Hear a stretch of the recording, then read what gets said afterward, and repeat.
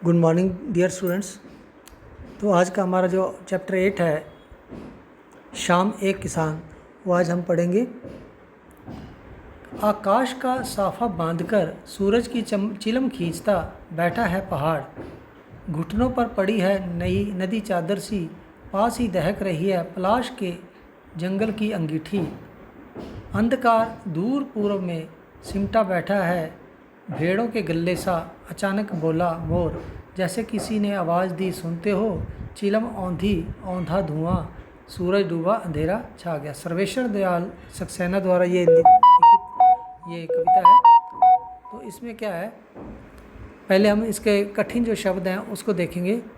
साफा का अर्थ होता है सिर पर बांधने वाली पगड़ी। चिलम जो जैसे हुक्का होता है उसके ऊपर रखी जाती है एक चीज़, चिलम। चादर सी मीन्स चादर के समान, दहक रही है मीन्स जल रही है। पलाश क्या होता है, एक प्रकार का वृक्ष होता है जिस पर लाल रंग के फूल लगते हैं, तो उसे पलाश का वृक्ष कहते हैं, पलाश। तो सिमटा हुआ मीन्स दुबका हुआ। गल्ले सा मीन्स समूह के समान, जैसे गले का मुंह होता है गोल गोल, समूह इकट्ठ। औंधी मीन्स उल्टी। तो इसका जो है हम समरी करेंगे। आकाश का साफा बांधकर सूरज की चिलम खींचता बैठा है पहाड़। तो यह कविता क्या है, सर्वेश्वर दयाल सक्सेना द्वारा लिखी गई है, जिसमें कवि ने जाड़े की शाम के प्राकृतिक दृश्य का वर्णन किया है। मतलब कि सर्दियों का जो टाइम है, समय है, उसमें जो शाम होती है, तो उस समय का एक चित्र जो है कवि ने यहाँ दर्शाया है कि शाम के समय पहाड़ एक किसान की तरह बैठा दिखाई दे रहा है। कुछ कैसे लगता है कि जैसे जो पहाड़ है वो एक किसान की तरह है, जिसके सिर पर क्या है, आकाश साफ़े के समान बांधा। जो आकाश है उसके सिर के ऊपर एक साफ़े की तरह है, जैसे हम सिर पर कोई साफ़ा बांधते हैं, तो उस प्रकार से ऐसा लग रहा है कि जैसे आकाश जो है वो साफ़ा है उसका। तो पहाड़ के नीचे जो बैठती हुई नदी है वो घुटनों पर रखी चादर जैसी लग रही है। जो नीचे नदी चल रही है तो वो कैसी लग रही है, जैसे घुटनों पर उसके कोई चादर रखी हो।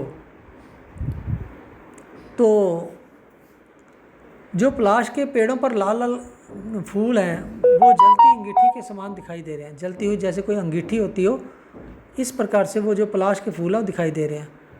और दूर पूर्व दिशा में अंधेरा जो है भेड़ों के समूह के समान दुबका बैठा हुआ ऐसा लगता है, महसूस होता है। तो इस शाम के शांत दृश्य में अचानक, जो लिखा है लास्ट पैरा, अचानक बोला मोर वाला, तो इसका अर्थ क्या है, तो इस शाम के शांत दृश्य में अचानक मोर बोल पड़ता है और आवाज़ सुनकर ऐसा लगा जैसे किसी ने कहा हो सुनते हो, ये आवाज़ लगाई हो। तो चिलम जैसे उल्टी हो गई हो जिसमें से धुआं निकलता हो, और पश्चिम दिशा से जैसे ऐसा लगता है कि सूर्य जो है वो डूब चुका हो। चारों ओर क्या है, अंधेरा छा गया हो।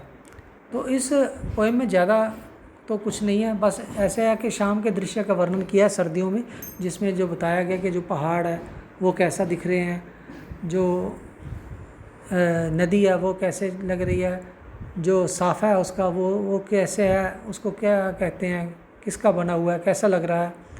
तो ये जो है इसके कुछ शब्दार्थ आपको मैं लिखा देता हूँ। साफ़ा का अर्थ होता है सिर पर बांधने वाली पगड़ी।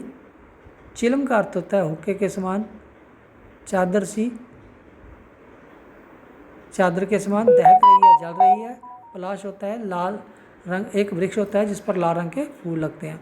तो सिमटा हुआ मीन्स दुबका हुआ, और गले सा मीन्स समूह के समान। तो ये शब्दार्थ हैं। आप इसको अपनी नोटबुक्स में जो है शब्दार्थ लिखने हैं, मैं आपको फिर आप इसके नोटिस जो हैं वो भेजूँगा।